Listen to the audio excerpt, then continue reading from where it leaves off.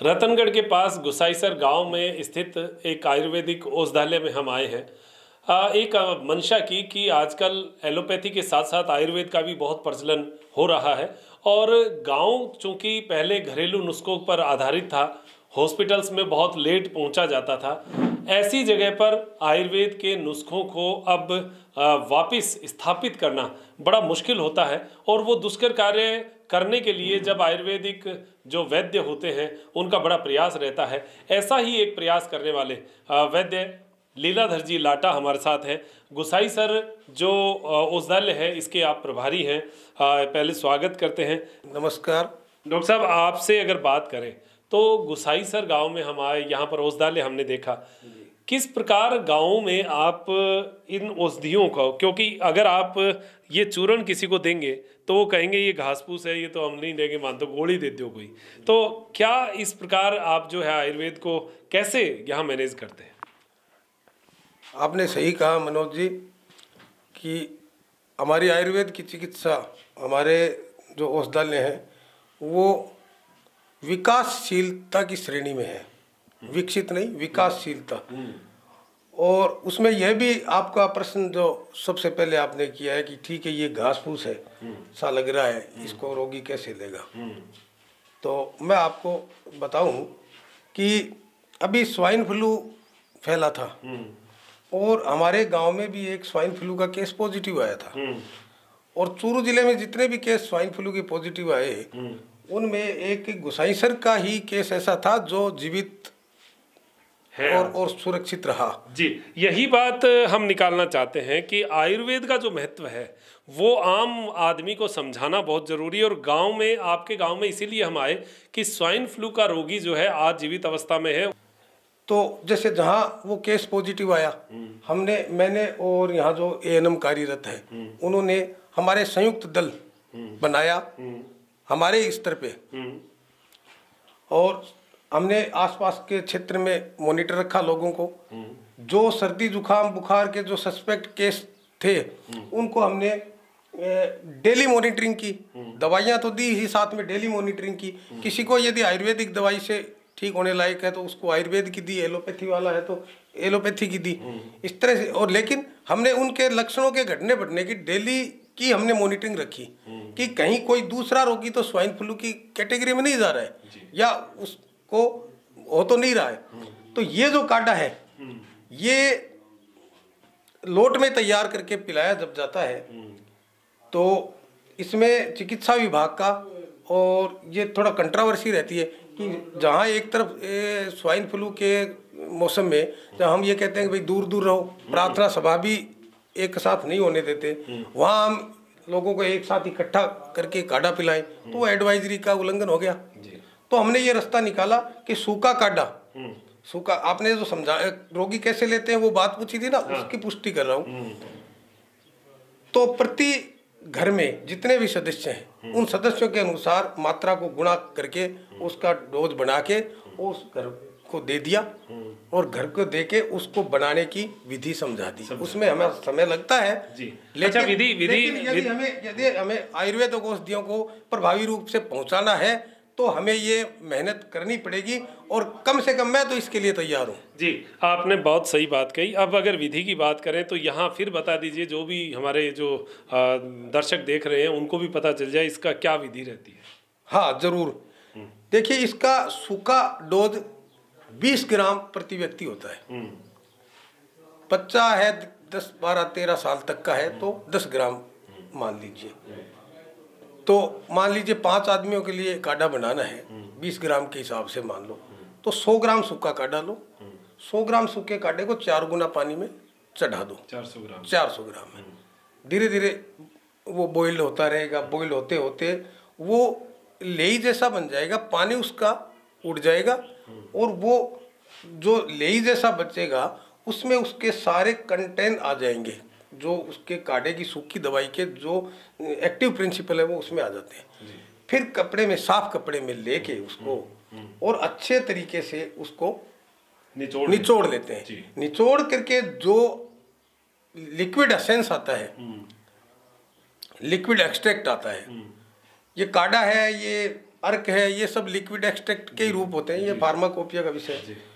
तो वो जो आता है उसको कैसे लेना है? उसको जैसे 100 ग्राम का वो हमने बनाया है, तो लिक्विड भी यदि हमने सही तरीके से बनाया तो 100 ग्राम ही निकलेगा, हो जाएगा। 100 ग्राम निकलेगा, 20 ग्राम एक व्यक्ति का डोज है, 5 की लेना है जी। इसमें कितने दिन लेना है?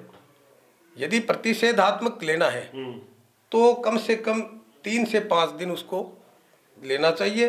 और यदि व्याधि के रूप में उपचार के रूप में यदि दे रहे हैं तो हम डेली उसको जैसे मॉनिटर करते हैं, लक्षणों में कितनी गिरावट आ रही है, कमी आ रही है, कब तक लक्षण समाप्त हो रहे हैं, बीमारी समाप्त होने तक हम उसको देते हैं जी। तो ये सुबह शाम दोनों टाइम लेना है? हाँ, दोनों टाइम, खाली पेट? प्रतिषेधात्मक एक समय पर्याप्त है, उपचारात्मक दोनों समय जी। तो ये हमारा उद्देश्य यहाँ पर औषधालय में आने का यही था कि गाँव में कैसे औषधालय चलते हैं। तो ये मुद्दा निकल के आया कि स्वाइन फ्लू में जो है वो औषधालयों का, आयुर्वेदिक जो कार्डों का है वो बहुत बड़ा महत्व नजर आया, क्योंकि एलोपैथी में सीधी सीधी कोई दवाई इसकी नजर आती है। एलोपैथी में ओसाल्टामिविर एंटीवायरल ड्रग इसकी है, लेकिन वो सेकंड स्टेज में आने के बाद में दी जाती है। ओके, तो ये भी ध्यान रखना। अवस्था जो है उसमें सामान्य देखरेख और सामान्य चिकित्सा जी, वो ही पर्याप्त है। वो चाहे एलोपैथी से हो चाहे आयुर्वेद से हो जी। सेकंड स्टेज में जब आ जाता है तब वो ओसाल्टामिविर है, और उसका थर्ड स्टेज में आने के बाद में तो उसको आईसीयू में या गहन चिकित्सा इकाई में उपचारात्मक वो क्रिटिकल कंडीशन आ जाती है। लेकिन आयुर्वेद का जो एक उपचार है वो शुरुआती स्टेज पर बहुत ठीक रह सकता है। हाँ। शुरुआत में अगर गाँव में लगे जुकाम है, सर्दी है, तो काढ़े का उपयोग, यदि प्रतिषेधात्मक क्वाथ हमने पिला दिया और वो प्रतिषेधात्मक की पावर यदि क्रिएट हो गई तो रोगी थर्ड स्टेज में नहीं जाएगा। यदि किसी के स्वाइन फ्लू का एक्सपोजर हो भी गया, इन्फेक्शन हो भी गया, तो वो नॉर्मल जैसे प्रतिशाय और इन्फ्लुएंजा ठीक होता है, वैसे ही स्वाइन फ्लू का भी संक्रमण ठीक हो जाता है। तो जैसे कि डॉक्टर साहब ने हमें बताया है कि आयुर्वेद की औषधियों को भी हम कम ना आके, हालांकि बहुत सारी जो व्याधियां हैं उसमें एलोपैथी अपना कार्य करती हैं, आयुर्वेद का एक अपना रोल होता है, योग का एक अपना रोल होता है, सबका अपना अपना रोल है। लेकिन आयुर्वेद का स्वाइन फ्लू में इस बार बहुत अच्छा रोल देखा गया है। काढ़े के रूप में जो प्रतिरोधक क्षमता है उसको बढ़ाने में बहुत लाभ मिला है। तो इस प्रकार की जो औषधालय हैं, गाँवों के औषधालय हैं, उनका हमें सदुपयोग करना चाहिए। जैसे कि गुसाईसर के औषधालय में हम आए हैं और यहाँ पर कुछ ग्रामीण जन भी बैठे हैं, इनसे भी बात करते हैं। जी सर, क्या नाम है? मेरा कप्तान नारायण नाम है। जी सर, यहाँ गुसाईसर में औषधालय जो चलता है, क्या मानते हैं कि एक आयुर्वेदिक औषधालय का गांव के लोगों में जो एक सहयोग होता है, एक ग्रामीण जन का एक बीमारियों को ठीक करने का एक रोल होता है, किस स्तर का मानते हैं? मैं तो बहुत ही उच्च कोटि के स्तर का मानता हूँ। हमारे गांव में एक स्वाइन फ्लू का केस हुआ था। उसके बाद तो गांव में और ज़्यादा लोगों में भावना जागी और हम लोगों ने भी कोशिश करी भी पड़ोस के गांव में भी मदद की जाए।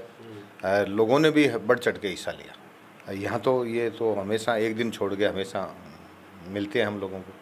तो जो भी छोटी मोटी तकलीफ़ है वो भी, और बड़ी तकलीफ़ है भी, तो ये फटाफट हमारे को हॉस्पिटल में फॉरवर्ड कर देते हैं। तो वहाँ जाके हम डॉक्टरों से, इनके सहयोग से जो भी मदद होती है वो पूरी इनकी तरफ से मिलती है। जी। तो यहाँ पर आप गुसाईसर में जो है वैद्य लीलाधर जी लाटा यहाँ इसके प्रभारी हैं। किस प्रकार के इलाज आप मानते हैं कि आयुर्वेद में ग्रामीण जनों के कुछ रोग होते हैं, जैसे दमा एक रोग यहाँ पर है, पाइल्स एक रोग जो है वो आमतौर पर मिलता है, और जो स्वाइन फ्लू तो अभी पीछे गया, जुकाम वगैरह है, और क्या रोग ऐसा मानते हैं जो आयुर्वेदिक औषधालय ग्रामीण में स्थित है और वो लाभ दे सकता है? वो तो ऐसा है कि एक तो गठिया के लिए आयुर्वेद में सबसे अच्छा उपचार है जो मिलता है। लेकिन हमेशा के लिए इलाज अगर चाहिए तो गठिया के लिए आयुर्वेद ही सबसे उच्च कोटि का है। जी, गठिया का इलाज यहाँ मिल जाता है। दूसरी बात, जो जैसे अभी सबसे पहले जुकाम लगती है, उसके बाद बुखार आता है, और उसके बाद फेफड़ों में इन्फेक्शन हो जाता है। तो मतलब दमे की बीमारी जो है वो भी यहीं से शुरू होती है। काम तो थोड़ी देर से करती हैं लेकिन हमेशा के लिए वो ख़त्म करती हैं। जी। तो कैप्टन साहब ने जैसे कि बताया, हालांकि देखिए हर जो चिकित्सा पद्धति है उसका अपनी अपनी जगह अपना अपना रोल होता है। आयुर्वेद एक ऐसी चिकित्सा पद्धति जो हमारी जीवन शैली से, हमारे शरीर के सिस्टम से जुड़ी हुई है।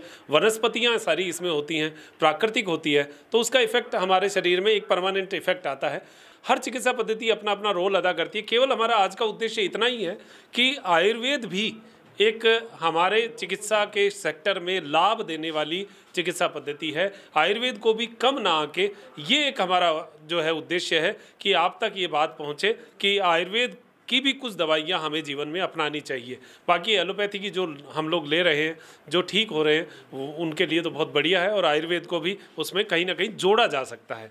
जी सर, क्या कहेंगे आप? अगर आयुर्वेद चिकित्सालय की बात करें तो आज आपके गुसाईसर में किस प्रकार का कार्य हो रहा है? बहुत अच्छा हो रहा है जी। मैं तो खुद दवाई ले रहा हूँ, बीपी का पेशेंट हूँ, प्लस ये जो गैस का पेशेंट हूँ, इसलिए बराबर दवाई ले रहा हूँ, आप चेक कर सकते हैं। तो जो औषधालय हैं, जो आयुर्वेदिक औषधालय हैं, उनको आप ग्रामीण जनों के लिए किस प्रकार, किस रूप में देखते हैं? हमारे लिए तो बहुत अच्छा है। गांव में भी आने लगे हैं जो गरीब आदमी हैं, वो प्राय ये दवाई लेते हैं और ठीक भी हो जाती है। एक आम मानसिकता रहती है कि आयुर्वेद में इतनी कोई ज़्यादा काढ़ा वाड़ा देते हैं, कोई ज़्यादा इसमें इलाज वाली बात नज़र नहीं आती। उनको अगर आप प्रेरणा स्वरूप कुछ कहना चाहें, क्या कहें? तो थोड़ा समय लगता है, वो आजकल के बच्चों में या बुजुर्ग में सहन शक्ति नहीं है, बोल करके तकलीफ है। बाकी आयुर्वेदिक बहुत अच्छा है जी। तो बहुत अच्छा ट्रीटमेंट जो है आयुर्वेद में, बहुत सारी कुछ व्याधि जो इनमें है, जिनके अनुभव हैं, उन व्याधियों में तो बहुत अच्छा ट्रीटमेंट मिलता है। तो यहाँ पर प्रभारी के रूप में वैद्य जी हैं, इनसे बात करते हैं। एक विकास की बात आती है, जब कहीं कोई औषधालय चलाना होता है तो कुछ प्रशासनिक अड़चनें भी होती हैं, कुछ कार्यों में अपने लीक से हटके भी काम करने होते हैं। विकास के लिए बहुत सारे ऐसे डिसीजंस लेने होते हैं जिनके लिए व्यक्ति जो है अपना सर्वस्व लगाता है। तो इसी प्रकार हम प्रभारी महोदय से जानना चाहेंगे, कैसे आपका ये विकसित हुआ है और रोज़ की कितनी ओपीडी रहती है, किस प्रकार आप दवाइयों का वितरण करते हैं? 27 जून 2015 को मेरा यहाँ पदस्थापन हुआ था। उस समय यहाँ पे एक नर्स कार्यरत थी, उनका अगस्त 2015 में सेवानिवृत्ति हो गई। तब से लेके आज तक मैं यहाँ एकल पदस्थापित चिकित्सक हूँ। मैं जब यहाँ आया था, औषधालय की बाउंड्री वॉल पूरी टूटी हुई थी। ये मेरे साथी गुरदयाल सिंह जी इस बात के साक्ष्य हैं। आज ये बैठे हैं, अपने साथ भी बैठे हैं। क्यों गुरु जी? साहब, पूरी बाउंड्री वॉल टूटी हुई थी। गेट का केवल पिलर मात्र एक बचा था, जिसपे जो शिलालेख लगा हुआ था उससे ये पता चलता था कि ये औषधालय ईस्वी सन 2035 में ये खुला है। ना यहाँ बिजली का कनेक्शन था, ना यहाँ पानी का कनेक्शन था। चार दीवारी टूटी हुई। ये भवन का मुख्य जो भाग है, उसका जो पीछे की साइड है, उसका जो 14 इंची का रद्दा होता है, वो पूरा 2.5 फीट की ऊंचाई तक पूरा खच गया था। यानी वो बरसात यदि वो झेलता तो निश्चित रूप से मुख्य भवन गिर जाता। मैंने इसके लिए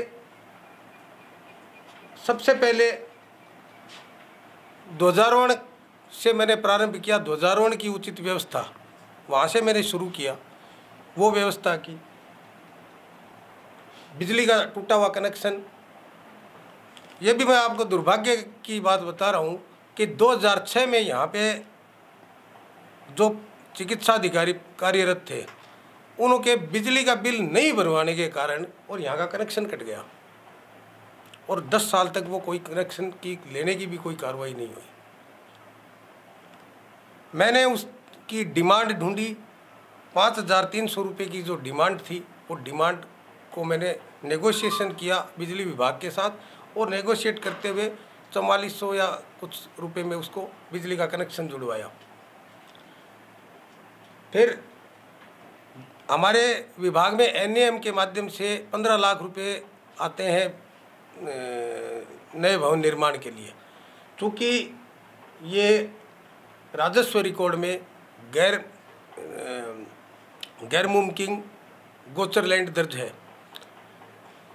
मैंने तहसील प्रशासन से आवेदन किया, न्याय आपके द्वार में एसडीएम साहब से भी निवेदन किया, जिला कलेक्टर महोदय से भी निवेदन किया, पत्रावली जिला कलेक्टर साहब तक पहुंचाई, लेकिन उसमें एक पंजाब सरकार के प्रति कोई पीआईएल का कोई डिसीजन हुआ था 2011 में।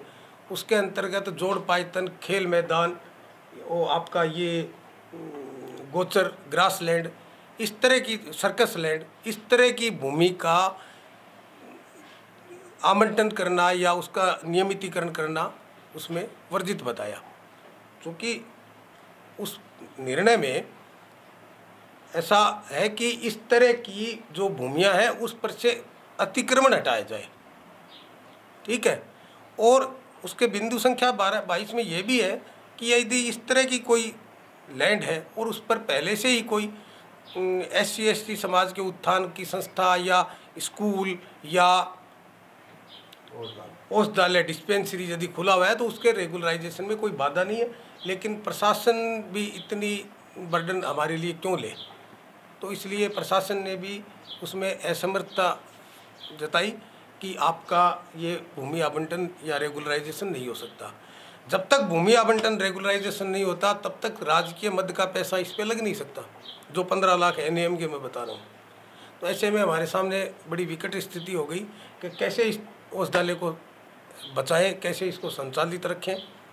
NAM का पैसा लग नहीं सकता, भूमि आवंटित हो नहीं सकती, और भवन की हालत ये जो मैंने बताई है।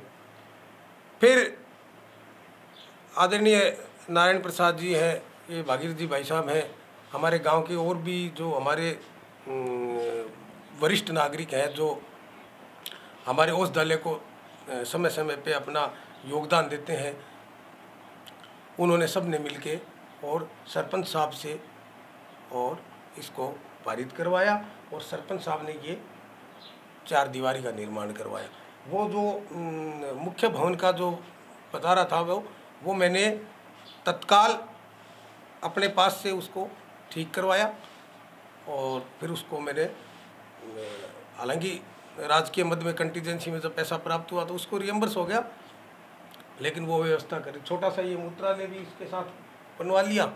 इस तरह से जो भी छोटी मोटी जो हमसे सुधार हो पाया वो हमने अपनी तरफ से इसमें करने का पूरा प्रयास किया और अभी लगे हुए हैं। ये सामने ये गेट है, इस पर कल ही हमने रंग करवाया है। बहुत बढ़िया। तो जो पेशेंट यहाँ पर दवाई भी लेने आए हैं उनसे भी बात करते हैं। जी क्या नाम है? गायत्री शर्मा जी। गायत्री जी बताइए, यहाँ आयुर्वेदिक औषधालय में आप दवाई लेने आए हैं, किस प्रकार का ट्रीटमेंट आपको लगता है और उससे क्या आपको लाभ है? हम यहाँ पे दवाई लेने, यहाँ पे बहुत लाभ है और यहाँ पे पेशेंट भी हर रोज़ दवाई लेने आते हैं। अगर कमर दर्द से और भी रोग है ना, यहाँ पे अच्छा रहता है, हमें दवाई लेके बहुत अच्छा लगता है, यहाँ पे सही भी होता है। अच्छा, ये काढ़ा वाड़ा बना के देते हैं या काढ़ा वाड़ा बनाने के लिए देते हैं, तो क्या आप उसको नियम से बना लेते हैं? हाँ जरूर बनाते हैं ना, बना के पीते हैं? हाँ पीते हैं भी। तो ये भी एक ज़रूरी चीज़ है कि आजकल के जो युवा हैं उनको इस तरीके के कार्डों पर विश्वास नहीं है, तो वो विश्वास जमे। हमारा केवल उद्देश्य इतना ही है कि औषधियों पर विश्वास जमे, और वो भी प्राकृतिक औषधियों पर जिनमें किसी प्रकार का कोई नुकसान नहीं है। ऐसी औषधियों को जब चिकित्सक की देखरेख में लिया जाए तो उसका लाभ बहुत अच्छा मिलता है। तो आयुर्वेदिक एक औषधालय में हमारी विजिट थी और ये सारी बातें हम आपके लिए लेकर आए। आयुर्वेद के प्रति आप अपने गाँव में स्थित औषधालयों में, वहाँ पर स्थित वैद्यों से आप बहुत सारी जो हल्की फुल्की व्याधियाँ हैं, शुरुआती व्याधियाँ हैं, उनके लिए तो कम से कम ट्रीटमेंट ले ही सकते हैं। तो गाँव के औषधालय में हमने चर्चा की और यहाँ आसपास में जो है एक इसी के पास में एक विद्यालय भी है, राजकीय उत्कृष्ट उच्च प्राथमिक विद्यालय गोसाईसर। तो यहाँ प्रिंसिपल साहब भी हैं, हेडमास्टर, हाँ यहाँ हेडमास्टर जी भी हैं, इनसे भी बात करते हैं। हेडमास्टर जी, बच्चों को आप यहाँ पर पूरी शिक्षा देते हैं, आपके पास बच्चे रहते हैं, आयुर्वेद का एक रुझान जो है वो आपको गोसाईसर गांव में कैसा देखने को मिला? आयुर्वेद के प्रति यहाँ मैंने देखा है कि ज़्यादातर लोग, बच्चे भी स्कूल में वैद्य जी के पास जाते रहते हैं और आयुर्वेद से उनके लाभ भी मिलता है। और काफ़ी समय से मैं देख रहा, मेरे यहाँ 10 महीने हुए हैं और यहाँ ज़्यादातर वैद्य जी के पास ही ज़्यादातर इलाज होता है। ज़्यादातर इलाज करवाते हैं जी। तो स्वास्थ्य की दृष्टि से अगर देखें तो बच्चों में बहुत सारी व्याधियां जैसे पेट के रोग बच्चों में ज़्यादा देखने को मिलते हैं, सर्दी जुकाम के ज़्यादा देखने, तो आपको क्या लगता है आयुर्वेद का उपयोग करके बच्चों में कुछ ऐसी इम्यूनिटी बढ़ी है? हाँ बिल्कुल, मतलब देखा जाए तो आयुर्वेद अपना भारत का देशी इलाज है और आयुर्वेद से इलाज कराना चाहिए ज़्यादातर मामलों में। ये इतना ही है कि अंग्रेजी दवाई है वो जल्दी असर करती है और आयुर्वेद थोड़ा लंबे समय तक टाइम लेना पड़ता है उसकी दवाई जी।